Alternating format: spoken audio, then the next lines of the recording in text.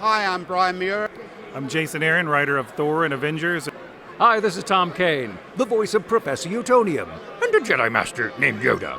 Hi, I'm Rain Pryor. And you're watching Movers and Shakers. Movers and Shakers. Movers and Shakers. Movers and Shakers Unlimited. Awesome, isn't it?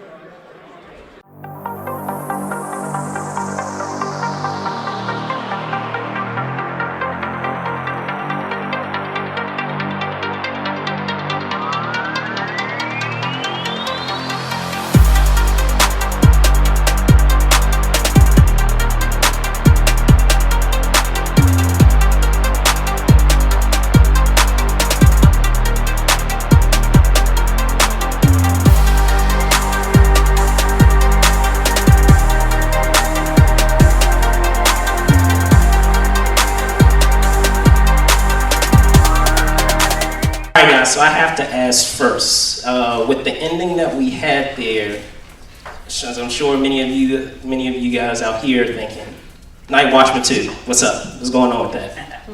So there is a sequel in the works as far as script-wise is, and it picks up where it left off. As you know, Blimpo's not there. It's basically the search for Blimpo at this point, and that's all I can tell you about it right now. I got something to say. I will never work with these guys again. And you've already been recast anyway. And I was going to say, to add to that, with the film, you guys, a lot of the protagonists, as I'm sure many of you have realized, you guys are using, portion of your actual names, whether it's the last or first name. Now, was there a reason behind that? Because your characters are so close to who you truly are, or what?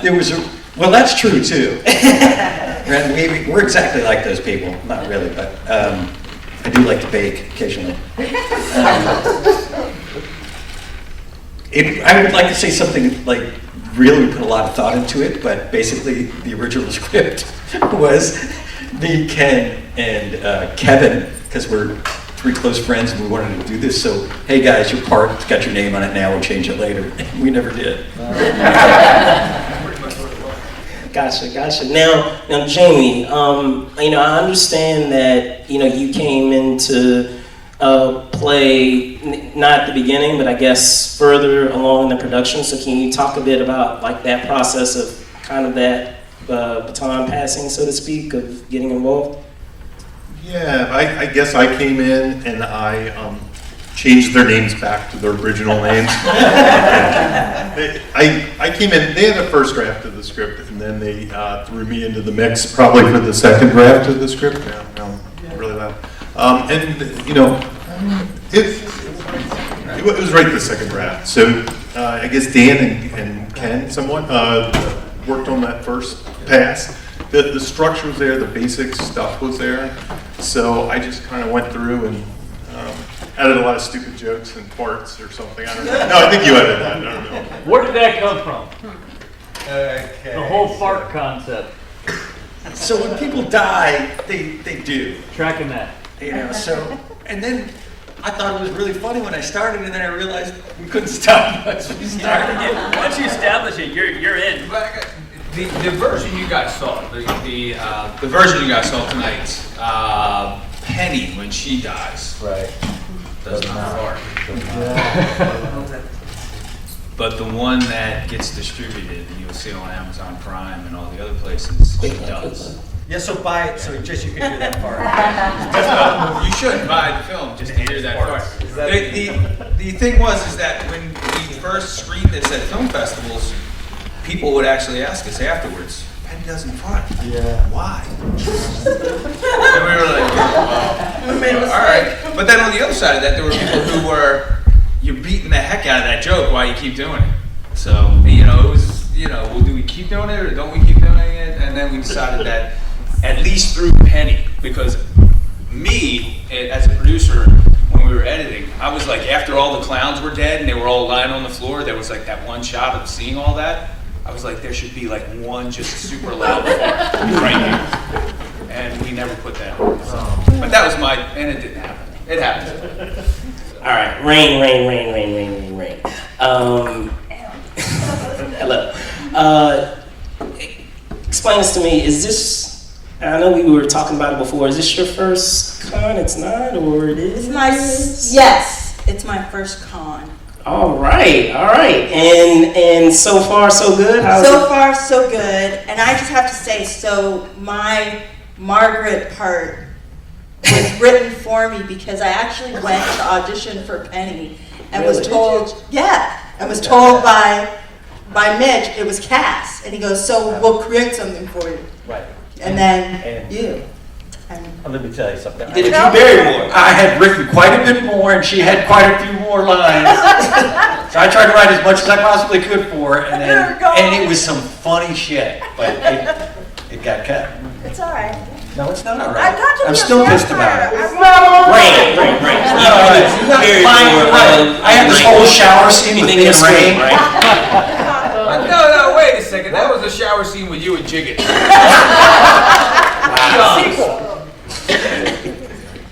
But yeah. So how?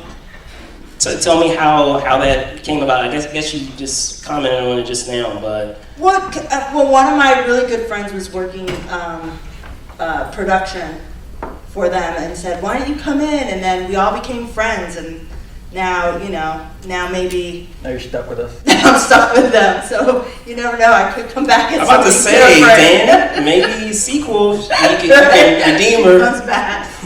But that's what, it's just great working with people that you love, creating great stuff that gets shown places. It's fun. I'm lucky in that sense. Awesome. Well, Franco, Dan, so, I know, and I'm not going to go there. I know everyone wants to know about the dance. I'm not going to go there. I'm sure someone else is going to ask that question. But can you talk a bit about just that process and finding, that character? Because I know you, I've interacted with you, and you're nowhere near, that character. So can you talk a bit about that? Did it get you get it from someone that you know, or what? It's just, it was just kind of bringing there were a lot of ways to go with it, and the director wanted him to be more of a jerk, and so it's kind of easy when this guy's there. You can just, it's very easy to tap into that. No, it was just you get that bow tie on, and you just feel like an asshole. It was just a lot of fun. I've worked with these guys for years, and they found a way to slide me into it, and just playing within the part that they gave me. All right, awesome. He actually did work on his moves with the stunt guy. Yeah, the stunt team was actually my dance coaches. That Gary, who plays Blimpo, and Dan Carter. They actually put me through twerking 101. They wanted to make sure the pelvic thrusts were on point. So there's some footage of that somewhere, which is fantastic. It's on our Facebook page. Yeah. Isn't there a GIF? Isn't there a GIF of? There may be a GIF somewhere. That's of the sexy dance. That's also awesome. All right, so I'll open up to you guys. Did you guys have any questions? Yes. I like a shirt. Where can I get a shirt like that? Okay. Our website, tnwmovie.com. We have a shirt like that. Or you can have a shirt. I like the Let's Go Kill Somebody. Yeah, they're on our site. Okay, thank you. All right, yes. Alright, so I've been really excited to see this, and having seen the last 8 or 9 things James Remar's been in. I saw you react to seeing him. I was so impressed, because it's I feel like he gets typecast as James Remar. Yeah. Was that his idea, or whose idea was that to do that to him? Because that was amazing. Was that? James takes most of the credit for that. I mean, the character obviously is the character, and he's this greasy guy, right. and but James, I mean, he took it to a whole new level. He was brilliant in that. Was he excited to do that? At first he was kind of an a-hole when he first. Did I say that out loud? When he got there, and it's because he had just broken his toe. He actually dropped his laptop on his toe, right when he got off the plane. So he wasn't in a very good. Getting on the plane. He was getting on the plane. You have to take your laptop out. Yeah. Well, he took it out and it dropped it. Broke his toe, so he wasn't in such a good mood. And that's why you see him limping through the thing, actually. But he warmed up to us really quick. I think once he started seeing what was going on, he just threw himself into it. I thought he was great. Yeah. And that was all him. He chose to do that. There was one scene he really didn't want to do, the grinding up against Barney's head there. Also awesome. Yeah. But he went and he did it anyway. So he kind of got into the groove and realized what kind of movie we were making and was like, yeah, this is, and he took it, like Dan said, he took it to another level. That's awesome. To get to see like a guy like that get to stretch in a movie like this, do something different. That was fun. Yeah. That's a really good. That's a really good. Servito? Spit it out. Servito. Matt Servito was a lot of fun in that movie. So Matt plays Willie the vampire. Yeah. Willie the janitor, I'm sorry. Willie the vampire. Well, he's both. But you might recognize him from Sopranos. He was actually on Sopranos all the seasons. Or Banshee. I saw 4 seasons of Banshee. So He was on Banshee. Homeland, Enchanted, the movie. What is his list of IMDb credit? Yeah. Some early kind of soft porn films he did. That's where we picked him up for. Oh. That's where I first met him. That's where he got the mustache. Yes. 2 questions from the production side. First, I want to commend you. I thought the production quality was awesome. It was very well done. So commend you guys on that. My first question is, how long was the actual production, the shoots, and then the post-production? How long did that take? You take it. The actual production was 31 days. Wow. Yeah, we had originally slated for 25. And we had some snow issues, as you saw at the end in that last scene. There was snow. Yeah, snow issues, and we snow issues and slow issues. So we actually ran 5-6 days over when we originally slated. So.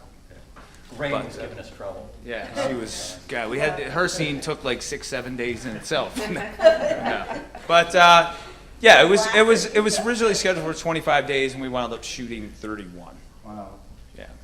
And the other part of your question, the post-production. Post was, oh my God, it took forever. And there was a reason for that. The director, Mitch, and the editor that we had just come off a film and came right to our film. So as soon as they finished our film shooting it, they had to edit the film that they had just come off of. And there was that delay. And then after that, they got to ours.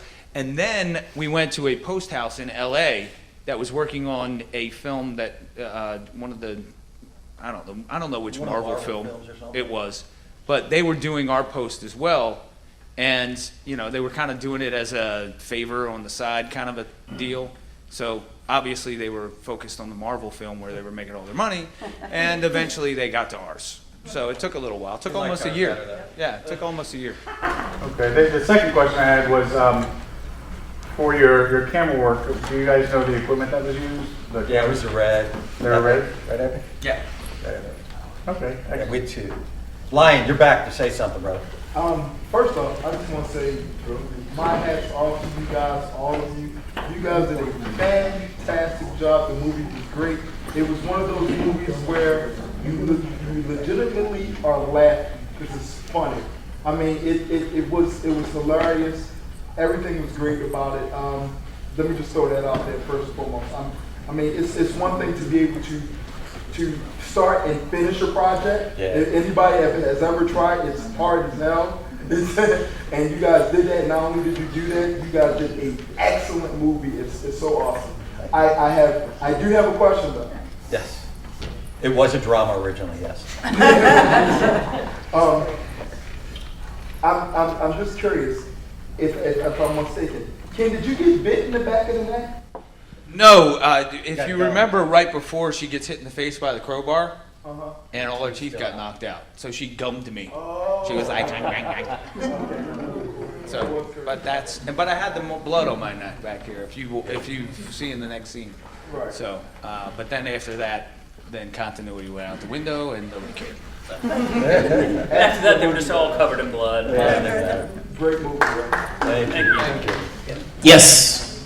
Is there a Night Watchman handbook? Do you have it on site or the company of the movie? Would you like to make us one? Yes, I would like. Okay, Tom, you can do that. Yeah. You mean this handbook? That's my sci-fi erotica novel that I've been working on for 15 years. A handbook's a PDF. Okay, I'll give you my email. Yes, sir. I know nothing about making movies, Neither do we. That's thought about it. obvious. But so I picked up like an 80s theme with the music. And Yeah. where did that even come from, man? I thought it was cool as shit. That was the director's choice. He wanted a throwback to, and the script kind of fit, and, and so that was his choice to make it that kind of 80s throwback. I like that. Yeah, his friends, they have that vibe, that band that he uses for the music. Yeah, they have an 80s feel to them. I think the band's called Atreyu. So, which is the never-ending story. So definitely an 80s kind of thing happening. I thought they were just in their 80s. No, I actually met those guys out in Los Angeles. They're all in their like late 20s, yeah. So they're cool dudes. Yes. Oh, I'm sorry. Go ahead. I was just gonna say, inspiration being what it is now, Romania and clowns. Where did that come from? That's a Well, we had, Jamie probably doesn't remember this, but we had, that was the toughest thing for us, was to find backstory for how did this all happen. Generally in a horror film, you don't really have to do that, but we did. So we tried to figure out, well, what's the best way? Blimble the Clown, is Baltimore's most famous son, basically, and it thought, well, no easier way than him being on tour. The clown stuff definitely sort of In Romania. Yeah, and I think the first draft that I ever saw, Blimbo was almost a throwaway. He was. Like this character that showed up. And there might have been one more clown that showed up in the end or something like that, but it really wasn't a theme, or you didn't, I don't know, but as it went on, more and more, and then even in post, I think that's where that whole exposition thing came from. Yeah. Because I think they did a test screening or something, and so that very beginning that came on. We had it like in the newspaper, and it was there, but they kind of moved it up into a little, yeah. All right, guys, 3 more questions because I know there's some more programming. Yes. So with the clown vampire thing, are they all clowns that became vampires, or were some of them like vampires that became clowns? Only the ones who were on tour and got killed over there. Okay, so there's a limited number of clowns. They don't get bitten and all of a sudden turn to clown. Like I turned into an office vampire. Right. So during our test screening, that came up. Like some people were interested. They were like, "Oh, this is really cool. They become clowns." And we were like, "Well, not really." But if you wrote a sequel, you just want to say, "Screw it!" Yeah. They turn into clowns. Which is exactly what happens. Great. Just wanted the clarification. Yes. Because I know you guys are so super talented. I am curious, how much of it was improv and how much was scripted? A lot of it was improv within the script. So within your character, within the lines, you have to get the lines out. Whichever way you say them, that was basically our choice. Because an actor's going to bring so much to it that you as a writer, and you may or may not agree with me, Jamie, you're a better writer than me, so you might not agree with me. But if you got a good actor, they're going to bring more to it than you could ever think of. So And I think that those guys, knowing who they were writing for, helps. Oh yeah. Because they know what we can handle. we just figured, what's the most dumbass thing that we can write?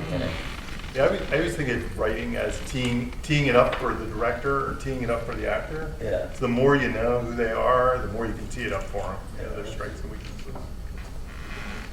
Yes, last question.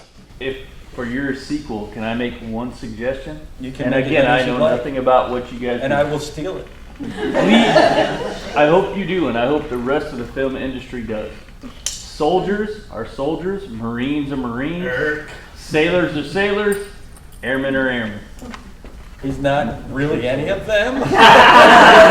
Negative. No. Marines are not soldiers. If you met a real Marine, they would beat the crap out of you. Well, actually, Kevin Jiggets is a Marine. And he said that it's okay for you to call him a soldier? Well, you were only in boot camp for 2 days, though, right? What's that? You were only in boot camp for 2 days before you shot. Exactly, and I shot the guy. So he never was a Marine. Yeah. And who calls him a soldier? The pretty girl. Right. Yeah. You know, Marine's not going to beat up the pretty girl. They get a little more respect. I suggest for the sequel that I give the dance lessons. The sex dance. Then we would need a pole. There would have to be flashing lights. I just couldn't even look over at you when during that scene, man. Oh, I have one more question. All right, real quick, yes. Since I won, can I have everyone's autograph on it? Yeah, Absolutely. That's the trick. It costs you $10 a pop. No, I'm kidding. So that's actually a great transition. First, I want to thank all of our guests that came in today. Give them a round of applause. And can you guys just talk just real briefly where folks can find you? Ken? Well, KenArnold.com, but TNWmovie.com, and you can see The Night Watchmen, Amazon, Fios, Xfinity, Apple iTunes. You can buy it on Blu-ray on Amazon right now, Amazon Prime. It's also on Facebook, if you Google it, and there's some cards around back here and outside that has all the information. Posters, we have posters outside too if you want a poster. Rain? You can find me at rainprior.com. Also, I'm in development with Norman Lear for a TV series, so that's pretty awesome. And yeah, so that's about it. Follow me on Twitter, Jamie_.Nash. If you're into writing, I do a podcast, Writer's Blockbusters. We kind of break down movies via screenwriter perspective. Check it out. You can see my pictures at the post office. Other than that, you know, you can follow. That's real curse. You can just follow me at TNW Movie or Dan DeLuca at Contender Films. But we are working under another production company right now, so call On Deck Films. So you can also search On Deck. You can find me on Twitter, Dan Franco. Franco has a K, not a C, like James Franco. Or if you just stay where you're sitting right now, I'm in the next screening block. Yep. So I have another film Quick coming plug. up in about 5 minutes. Yeah. You can't follow me anywhere. I'm on Facebook. I'll follow these guys around. Oh, and I'm a licensed drone operator in case anybody needs a drone. All right, there you go. Well, last but not Last question. Yes. When is the sequel going to come out? When are we working on that? You know, it's all about money, brother. It's all about money. I have no money. I just want to watch it. That's all I'm saying. All right, so last but not least, I'm sorry, guys. I'm Brandon Choi, host and co-creator of Cox Cable series Movers and Shakers Unlimited. Had to do a plug also.